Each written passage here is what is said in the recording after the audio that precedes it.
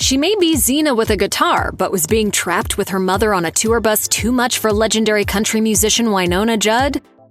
According to ABC News, Naomi Judd was a teenage mother who married Michael Simonella at 18 and gave Wynonna his last name, although the real father was a former boyfriend who had abandoned them both. Wynonna would only belatedly learn the truth about her father at age 30, after believing she and sister Ashley Judd had the same dad for decades. After Simonella and Naomi split up, Wynonna's mother did the best she could to support her family while going to nursing school, but it wasn't easy. As Naomi said in Behind Closed Doors, talking with the legends of country music, "We're talking serious poverty, and to tell you the truth, there were times when I didn't know how we were gonna eat, or how I was even gonna pay the small rent that I paid." Although the Judds sometimes struggled to get by, Naomi and Wynonna Judd loved to sing together, especially after Wynonna was given a guitar as a kid and began learning chords. As she writes in her book, Coming Home to Myself, "I started singing and playing around the house. I'd sit on the porch and practice for hours, and so my life as an artist began." When Wynonna was a teenager, the family headed to Tennessee. They were signed by RCA Records as the Judds in 1983 after giving producers a demo that they made at home. Wynonna later described the intimidating meetings to PBS, saying, "It felt very much like going to the principal's office. I was used to singing. I wasn't used to being in a boardroom full of men." The young musician had a secret weapon, however, that helped her cope with nerves. She said, "I could sing in front of 10,000 people as long as I had my guitar. I was like Xena with a guitar."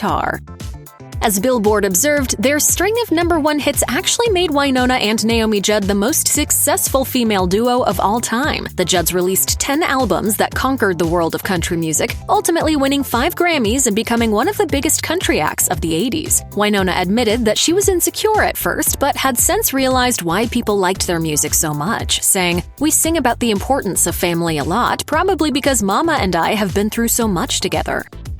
In 1990, Naomi Judd contracted chronic hepatitis C, and the Judds sadly had to stop performing.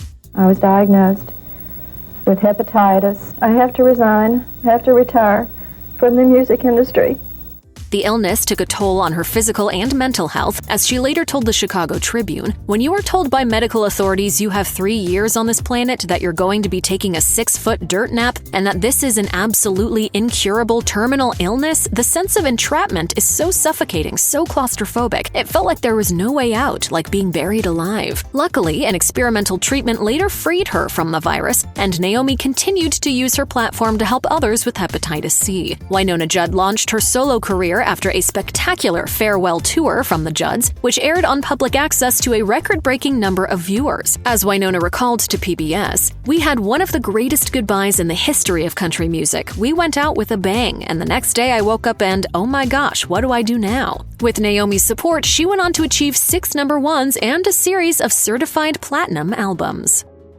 Wynonna Judd always had a loyal fan base of country music listeners, but those fans turned on her when she became pregnant out of wedlock with her first child. The singer broke the news in a highly publicized press conference in 1994, later explaining to the Orlando Sentinel, "I just thought that it was the right thing to do, to face this thing instead of dodging the press and acting like I was ashamed." Though she was excited about becoming a mother, her values were called into question. She soon found herself explaining her situation to concerned mothers over the phone and reassuring them that she didn't encourage pregnancy outside of marriage. Reflecting on the experience to the Baltimore Sun, she said, "People wanted to see me get married first to a dream boy, then live happily ever after, then the child can come. But now they think, bless her heart, look at what's happened."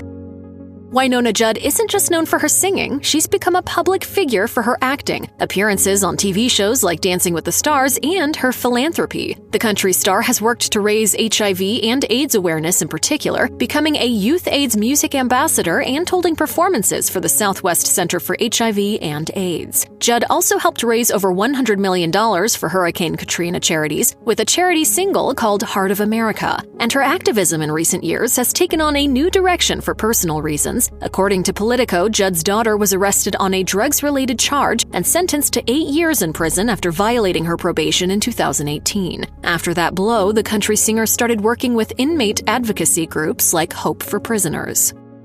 Wynonna Judd's second marriage went down in flames in 2007 when her husband, D.R. Roach, was arrested and convicted for attempted sexual battery towards a child under the age of 13. As Judd explained, she was in an airport when the news broke, but took action as soon as she arrived home. She told Oprah, "He was out of the house within the hour. I called him everything I could think of. I had a moment where I let it all fly, and then it was done." She filed for divorce 5 days after he was initially arrested and went on to say, "I trusted him with my life, and I didn't want to stop trusting. It's a little tough because once burned, forever fears the fire." There were aspects of the situation that she wouldn't talk about in order to protect the child's privacy, but she did confirm that they hadn't been strangers and that Roach had been at a Texas rehab center at the time.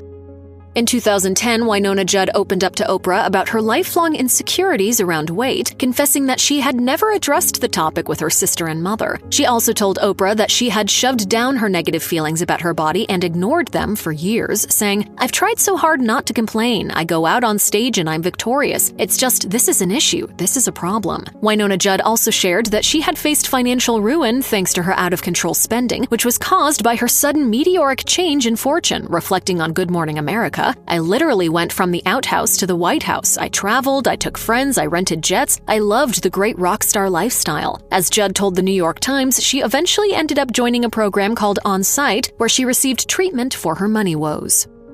Although Naomi and Wynonna Judd were the most famous mother and daughter duo in country music, the pair ended up taking time away from each other over the years due to their family conflict. As Naomi told Ability magazine in 1995, "When you share a dressing room, a stage, a hotel room, and you sleep 6 feet away from each other on the Silver Eagle bus, you will either work it out or you'll kill each other." In a 2016 interview with Good Morning America, Naomi spoke frankly about how being such a young mother meant that she was growing up alongside Wynonna and making mistakes as she went. "I'm always telling her, if I'd known better, I would have done better."